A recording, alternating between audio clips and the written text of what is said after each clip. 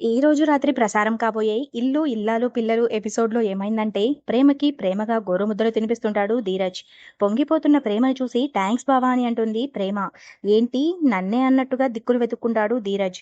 దాంతో ప్రేమ నిన్నెరా సచ్చినోడా నువ్వు నా మేనబావవిరా అని అంటుంది ప్రేమ. ఎక్స్ట్రాలాపి తిను అంటూ తినిపిస్తుంటాడు ధీరజ్. మరి సీరియల్ సూత్రం ప్రకారం తింటుంటే పొరమారాలి. తలపై బాదాలి కదా! ప్రేమకి అదే అవుతుంది.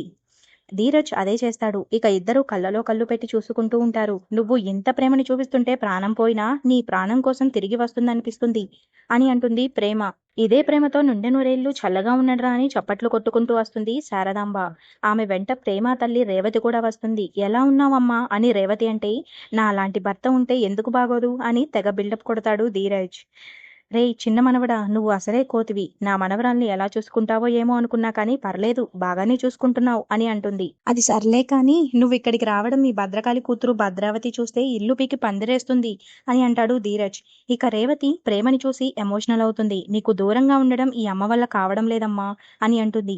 ఇంతలో తిరుపతి వచ్చి ఏంటి కలిసుందాంరా సినిమాలోలా మన రెండు కుటుంబాలు కలిసిపోయాయా ఏంటి అని అంటాడు. ఆ రోజు కోసమే 25 ఏళ్లుగా ఎదురు చూస్తున్నా. కానీ నా గొంతులో ప్రాణముండగా ఆ సంతోషాన్ని చూస్తానో లేదోనన్న భయంగా ఉంది అని అంటుంది శారదాంబ. ఇక వెళ్ళొస్తామమ్మా అని రేవతి అనేసరికి కాసేపు ఉండమ్మా అని అంటాడు రామరాజు. కన్న కూతుర్ని చూసుకోవడానికి దొంగచాటుగా రావాల్సి వచ్చింది. మీ ఇంట్లో వాళ్ళకి ఉన్నంత విశాల హృదయం మా ఇంట్లో వాళ్ళకి లేదన్నయ్య.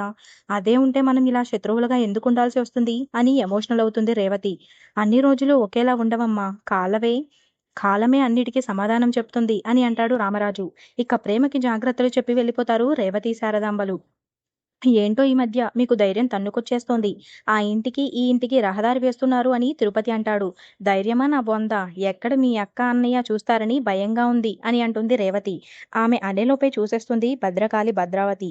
ఎక్కడికి వెళ్ళు వస్తున్నారు అని నిలదీస్తుంది భద్రావతి. కూరగాయల కోసం వెళ్ళాం అని అంటారు. మరి కూరగాయలెక్కడా అని భద్రావతి అడిగేసరికి రేట్లు ఎక్కువగా ఉన్నాయని కొనలేదు అని అంటారు శారదాంబ రేవతులు. ఇక తిరుపతి కూడా అవునక్కా అంటూ ఓవర్ యాక్షన్ చేస్తుంటాడు. దాంతో భద్రావతి మర్యాదగా చెప్పండి ఎక్కడికి వెళ్ళి వస్తున్నారు అని అరుస్తుంది. ప్రేమ ఎలా ఉందోనని చూడ్డానికి వెళ్ళాం అని అంటారు రేవతి శారదాంబలు. ఇదెంత ధైర్యం మీకు? నా శత్రువుల ఇంటికి వెళ్తారా అని చిందులు తొక్కుతుంది భద్రావతి. అనంతరం కాస్త చల్లబడ్డ తరువాత ఇంతకీ నా మేనకోడలు ఎలా ఉంది అని అడుగుతుంది భద్రావతి. బంగారంలో ఉంది. కళ్ళల్లో పెట్టుకుని చూసుకునే భర్త ఉన్నాడు. ప్రాణంగా చూసుకునే కుటుంబం ఉంది. తనకేం లోటు లేదు అని అంటుంది రేవతి. హా చాలే కానీ కాలి నొప్పి తగ్గిందా మందులు వేసుకుంటుందా అని ప్రేమ చూపిస్తుంది భద్రావతి. అదేదో నువ్వే వచ్చి అడగొచ్చు కదా అక్క అని సెటైర్ వేస్తాడు తిరుపతి. నోర్ముయిరా అని అంటుంది భద్రావతి. మేనకోడలంటే నీకు పంచ ప్రాణాలని మాకు తెలుసులే. నీకు చూడాలని ఉందని తెలుసు అని అంటుంది శారదాంబ. ఇక తిరుపతి అక్క నువ్వు కూడా వచ్చి చూడొచ్చు కదా అని అంటే పోరా అని అంటుంది భద్రావతి. ఇక మన కథానాయిక నర్మద ప్రేమకి జరిగిన యాక్సిడెంట్ వెనుక ఎవరున్నారు ఏమైంది అంటూ వేట మొదలు పెడుతుంది. అరగంట నుంచి సంతకం కోసం ఎదురు చూస్తున్నా అవన్నీ ఒరిజినల్ అమ్మా అని అంటాడు ఆఫీస్కి వచ్చిన వ్యక్తి.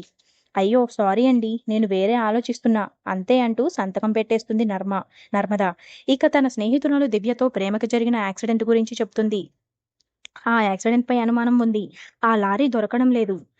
ఆ డ్రైవర్ కూడా దొరకడం లేదు. ఆర్టీఓ ఆఫీస్‌లో ఎవరైనా మనకి తెలిసిన వాళ్ళు ఎవరైనా ఉన్నారా అని అడుగుతుంది. ఎందుకు లేరే? మన ప్రసాద్ ఉన్నాడు కదా అంటూ కాల్ చేస్తుంది దివ్య. నర్మద ఫోన్ తీసుకొని ఆ ప్రమాదంపై కూపీ లాగమని చెప్తుంది.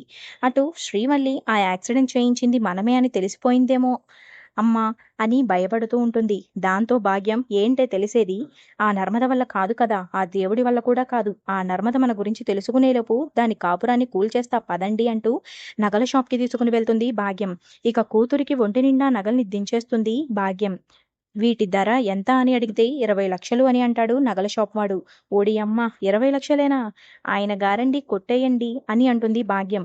చెక్కా క్యాషా అంటూ తెగ బిల్డప్ ఇస్తాడు ఇడ్లీ. చెక్కొద్దులే క్యాష్ చెదలు పట్టేస్తుంది కదా క్యాష్ ఇచ్చేయ్ అని అంటుంది భాగ్యం. దాంతో ఇడ్లీ జేబులో నుంచి 100 తీసి ఇస్తాడు. తీసుకో సేటు తీసుకో అని అంటారు. ఏంటి 20,00,000 అంటే 100 ఇచ్చి తమాషా చేస్తున్నారా అని అంటాడు సేటు.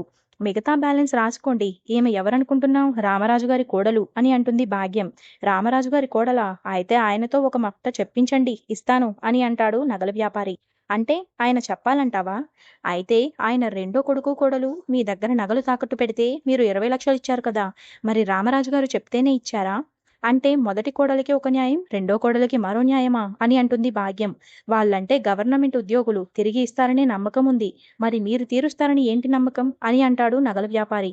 ఏంటి వాళ్ళు తీరుస్తారని నమ్మకంతో ఇచ్చారా? ఆ సాగర్‌ని జీతమెంతో తెలుసా? 50,000 కానీ మీ 20,00,000కు వడ్డీ 60,000 మరి ఎలా అప్పు తీరుస్తాడు అని అంటుంది భాగ్యం.